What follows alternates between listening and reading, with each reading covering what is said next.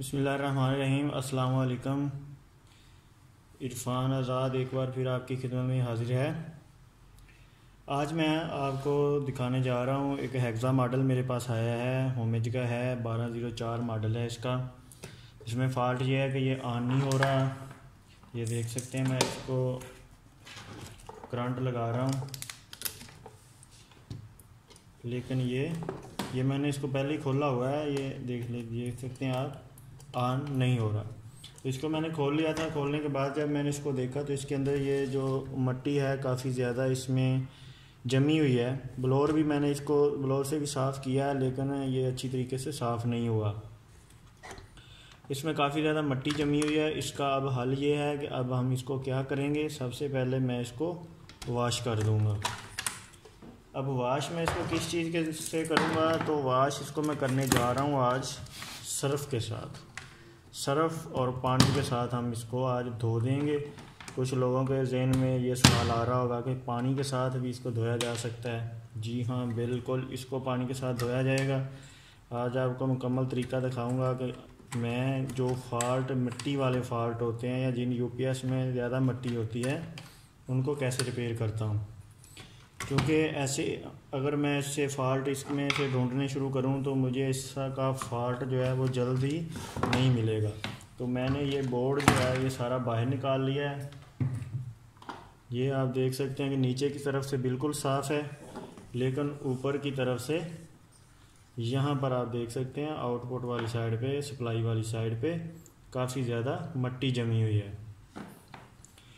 तो इसका main reason ये है कि ये डबल प्रिंटेड होता है, डबल लेयर होता है। ये इस तरफ भी इसके प्रिंट्स होते हैं और इस तरफ भी इसके कंपोनेंट्स लगे होते हैं, एसएमडीज लगी होती हैं, काफ़ी सारी चीज़ें लगी होती हैं।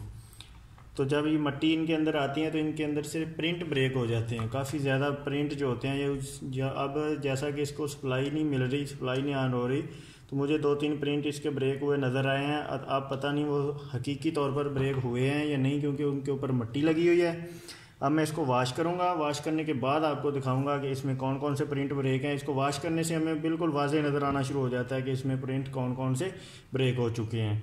तो अब हम सबसे पहले इसको वॉश करते हैं और इसको वॉश करने का तरीका भी मैं आज आपको दिखाता हूँ।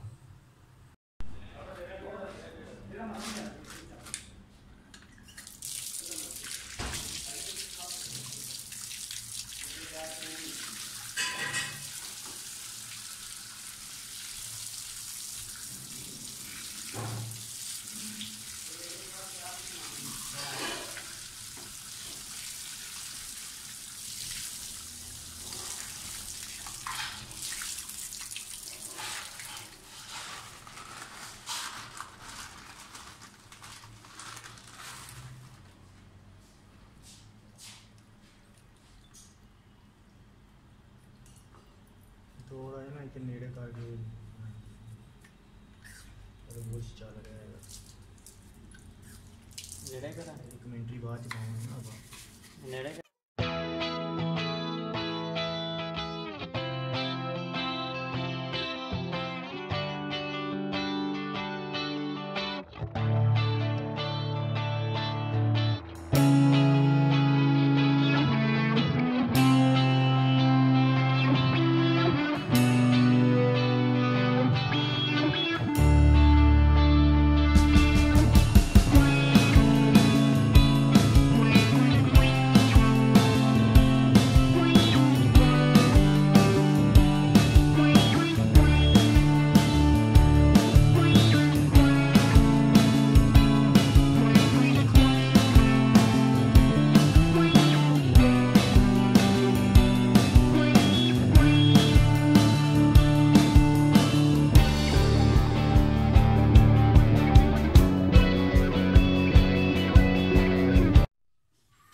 बोर्ड वॉश हो चुका है जी। इसको सुखा भी लिया है धूप में तकरीबन 2 घंटे इसको रखा है। उसके बाद इसको लेके आए हैं। अब हम क्या करेंगे, इसके जो सप्लाई के जो प्रिंट्स वगैरह हैं उनको एक दफ़ा चेक कर लेंगे। मुझे तकरीबन सारे ठीक लग रहे हैं। उससे पहले हम एक दफ़ा इसको करंट देकर देख लेते हैं कि यूपीएस ऑन होता है या नहीं होता।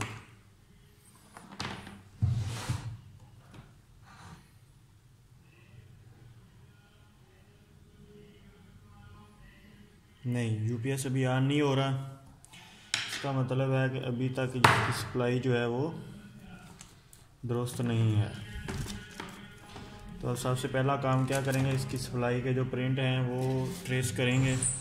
यहाँ पर जो एनपीएन और पीएनपी एक लगा हुआ है, एक एनपीएन लगा होता है। यहाँ पर एक एनपीएन है और इसके साथ एक पीएनपी है। इसमें Q41 जो है वो एनपीएन है और Q39 जो है वो है पीएनपी। इन दोनों को हम चेंज कर देंगे क्योंकि इनका जो प्रिंट्स हैं वो मुझे डैमेज लग रहे हैं। इनको निकालेंगे तो इनके प्रिंट का भी पता चल जाएगा।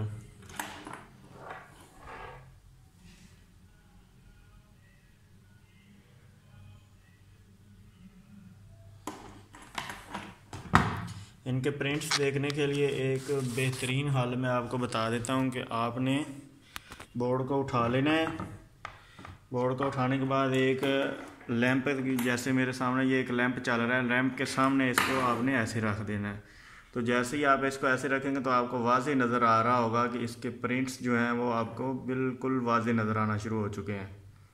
ये आप इसमें देख सकते हैं। ऐसे करके आप इसको देख सकते हैं, जहाँ से प्रिंट ब्रेक होगा आपको पता चल सकता है। इसी तरीके से दूसरी साइड से भी आप चेक कर सकते हैं। ये देखें, ये प्रिंट्स जो हैं आपको बिल्कुल वाज़ेह नज़र आएंगे ये रोशनी के सामने जब आप इसको करेंगे। तो अब मुझे क्योंकि शक है इसके एनपीआर और पीएनपी के, तो इसलिए मैं इन दोनों का भी चेंज करूँगा सबसे पहले। तो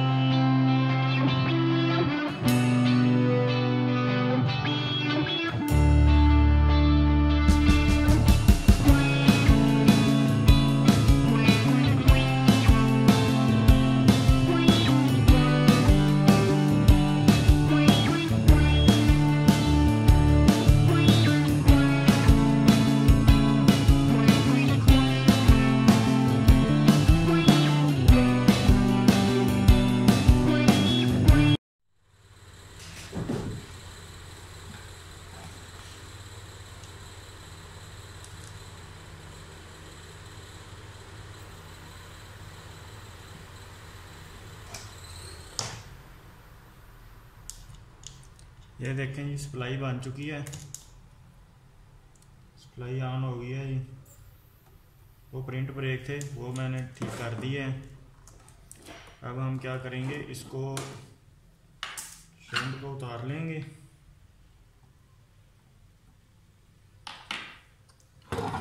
और 7805 जो है वो लगा देंगे।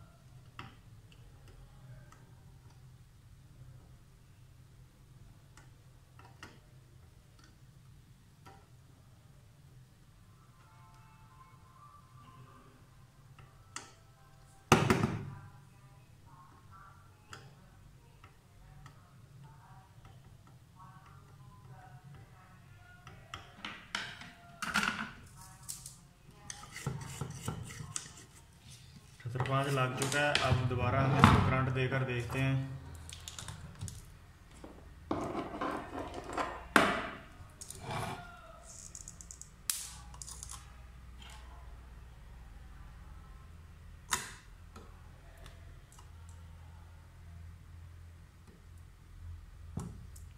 अभी भी ऑन नहीं हो रहा। तो अब हम क्या करेंगे, इसके ऊपर LCD लगाएंगे एक दफ़ा।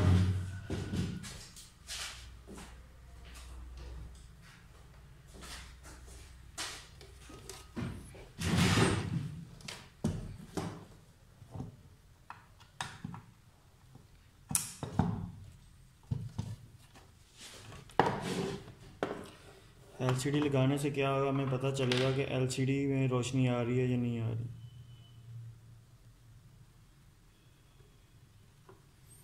तो लाइट जो है बंद करके देखेंगे।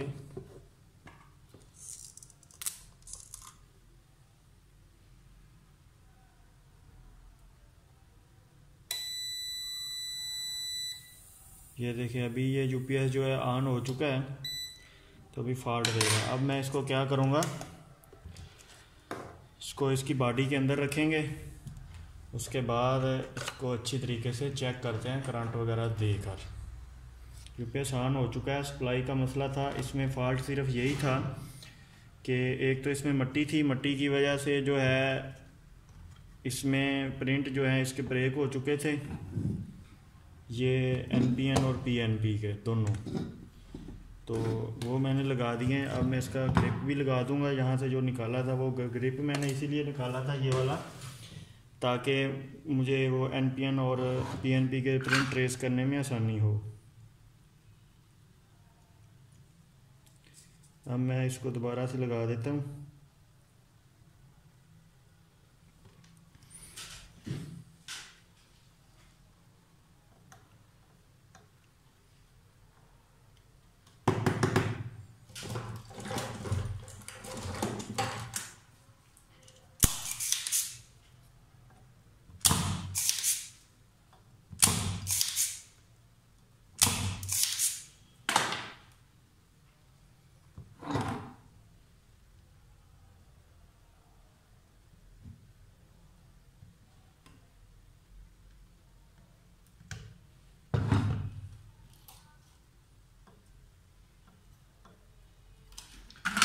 ये वाला ग्रिप भी मैंने लगा दिया है। अब मैं इसके बॉडी के अंदर फिट करता हूँ।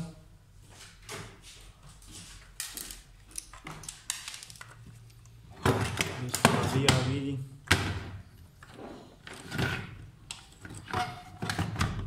इसको बॉडी के अंदर रख के इसके तमाम ग्रिप जो हैं वो मैं लगा लूँगा।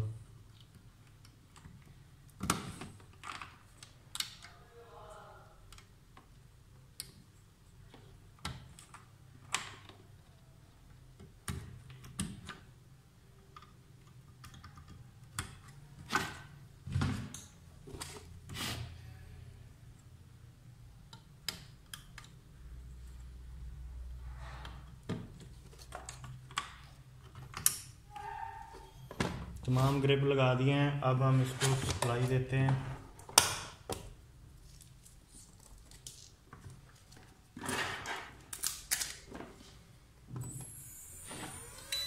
ये देखें UPS ऑन हो गया। अब मैं क्या करूँगा, इसके ऊपर लोड भी डालकर चेक करेंगे और इसको चार्जिंग पे भी लगाकर चेक करेंगे, ताकि अच्छी तरीके से चेक हो जाए।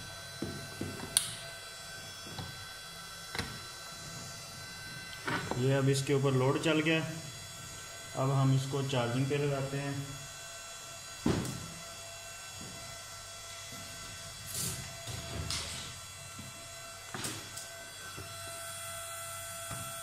चार्जिंग लगाने से पहले हम इसकी हीट चेक कर लेंगे, टेम्परेचर यहाँ से कि ये हीट तो नहीं हो रहा।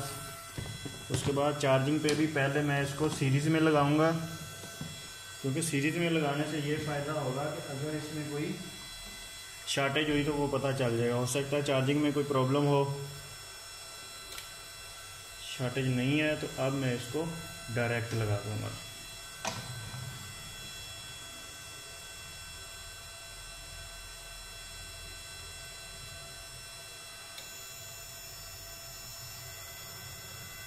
ये आप देख सकते हैं अभी ये चार्जिंग पे आ चुका है जी। चार्जिंग कर रहा है, बिलिंग कर रहा है और चार्जिंग कर रहा है। UPS इसका मतलब है कि ओके हो चुका है। चार्जिंग का भी टेम्परेचर एक दफ़ा चेक कर लेंगे। चार्जिंग टेम्परेचर भी नॉर्मल है। तो यही था फॉल्ट इसमें। मट्टी की वजह से फॉल्ट आया था इसमें, तो इसको वॉश करने से जो है फॉल्ट हमें आसानी से मिल गया।